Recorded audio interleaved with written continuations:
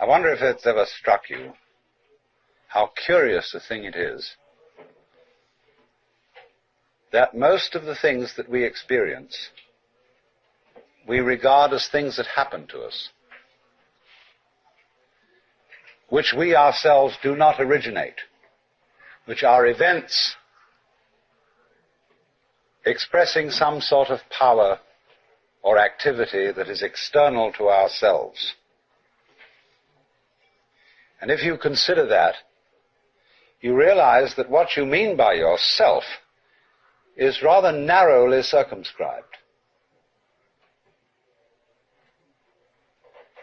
Even events that go on in our own bodies are put in the category of things that happen to us in the same way as things that go on in the world outside our skins.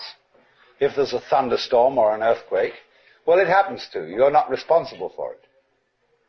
But so in the same way, when you have hiccups, you didn't plan on it. If you have belly rumbles, you had no intention of doing it. And as to the catastrophic act of getting born, well, you had nothing to do with that. And you can spend all your life blaming your parents for putting you in the situation in which you find yourself. And this way of looking at the world in this sort of passive mood as something that happens to you goes right down to our general feeling about life. It goes down to the way in which, as Westerners, we have been accustomed to look at human existence as a precarious event in a cosmos that, on the whole, is depicted as being completely unsympathetic and alien to our existence. In other words, if you're reared with a 20th century, or shall we say an early 20th century common sense, which is based on the philosophy of science of the 19th century, with its rejection of Christianity and Judaism, you regard yourself as an accident, a biological accident, in a stupid universe, which is mechanical, but has no feelings, no finer feelings. A vast, pointless gyration of radioactive rocks and gas in which you happen to occur. Of course, if you don't have that point of view and you are more traditional, you look upon yourself as a child of God.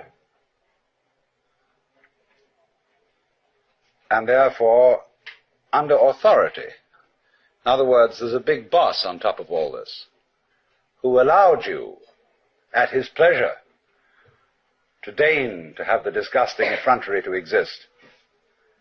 And you better watch your P's and Q's, because that Almighty is looking after you, with the attitude of this is going to hurt me more than it's going to hurt you. And when you look at the world in that image, or in the other image that it's a stupid mechanism, either point of view you take, you don't really belong. You're not really part of all this. And I could use a stronger word than part, only we don't have it in English. We have to say something like connected with it, essential to it. Or to put it in the strongest possible way, it is quite alien to Western thought to conceive that the external world, which is defined as something that happens to you, and your body itself as something that you got caught up with, it is quite alien to our thought to consider all that as you yourself. Because, you see, we have such a myopic view of what one's self is. It's as if, in other words,